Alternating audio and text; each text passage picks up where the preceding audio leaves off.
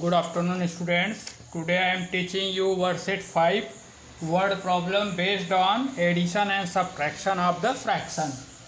So I am not solving their addition and subtraction part because already you know how to add and subtract. In previous video you have seen this. Only we will discuss on its word problem, how to do, means this addition or subtraction part is there. Question number 1 A. Anjali spent 1/5 of her pocket money on comics and 3/4 on sweets. How much her pocket money did she spend altogether? So this is simply very easy. It is addition question. Means together means asking both the total sum of both the numbers. Now in a high jump contest, Ramesh jumped 3 8/9 meter and Rakesh jumped 4 1/3 meter. Who jumped more height and by how much more? So here you can see who jumped more. 3 8/9 is bigger or 4 1/3. So whole part is bigger. So this whole part is bigger. So Rakesh jumped more. And by how much more? Suppose this question asking in the easy form. I am telling that Rakesh jumped 5 meter and his brother jumped 2 meter. So who jumped more? Rakesh. And by how much? How you will find this? कैसे निकालोगे? मान लो ये Rakesh 5 metre jump करता है, इसका भाई 2 metre. तो how you will find more का आंसर? तो बाय सब्ट्रैक्शन. 3 मीटर ज़्यादा कूदा उसे, तो how you will get 3 metre?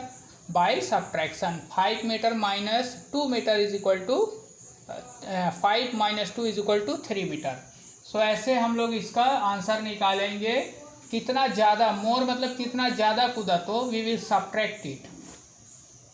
Question number C. During examination Sonal studied for 3 1.5 hours. She studied science for 1/4 hours and mathematics for the rest of hours. मतलब ये बोल रहा है कि मैथमेटिक्स में कितने घंटे पढ़ाई किया. टोटल पढ़ाई किया 3 1.5 hours और उसमें से साइंस 1/4 hours. इतना घंटे साइंस का पढ़ाई किया, इतने टोटल पढ़ाई किया. तो बचा हुआ को कैसे निकालते हैं? By subtraction. तो this is the question of subtraction.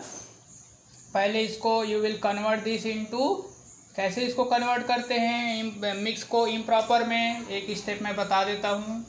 ये हो जाएगा 3 2 जा 6 + 1 7/2 और ये क्या हो जाएगा 4 1 जा 4. इन दोनों का मल्टीप्लाई करते हैं और जो आंसर आएगा इसको जोड़ देते हैं. 4 1 जा 4 + 1 5/4.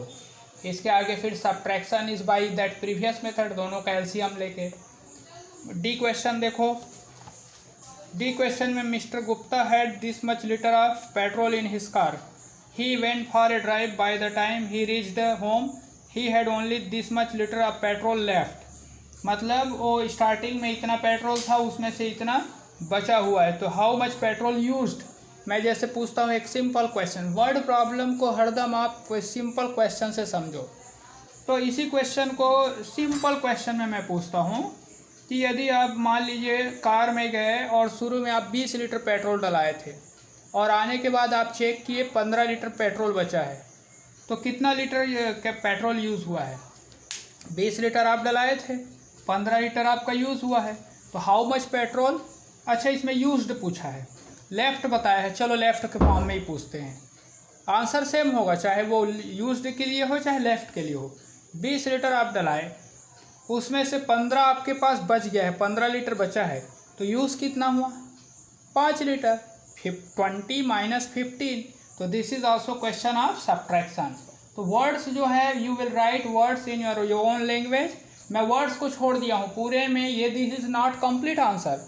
ये तो only I am explaining how to solve. बाकी वर्ड्स जो है आप जैसे क्लास 4 में लिखे थे ना वर्ड्स, सेम वैसी वर्ड्स लिखना है. कैसे? फॉर एग्जांपल इसका बता रहा हूँ. डी क्वेश्चन का total petrol is equal to, या क्वांटिटी आपको total petrol is equal to ऐसे आप लिखेंगे 15 2/5. या और भी कई लोग ऐसे लिखते हैं मिस्टर गुप्ता हैड पेट्रोल.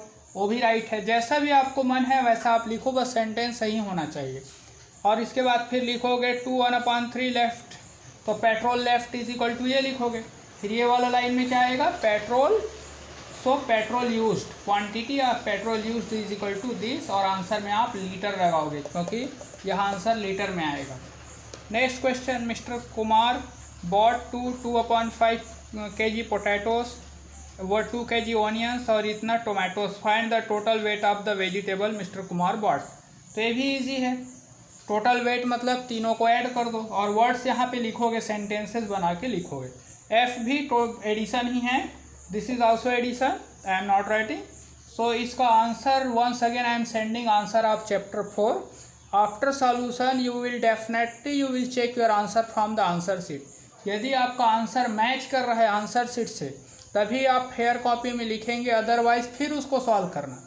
तो बार बार सॉल्व करना है जब तक आंसर नहीं आता है। फेयर कॉपी में रॉन्ग सॉल्यूशन के साथ कोई नहीं लिखेगा। For that purpose only I am sending you answer sheet.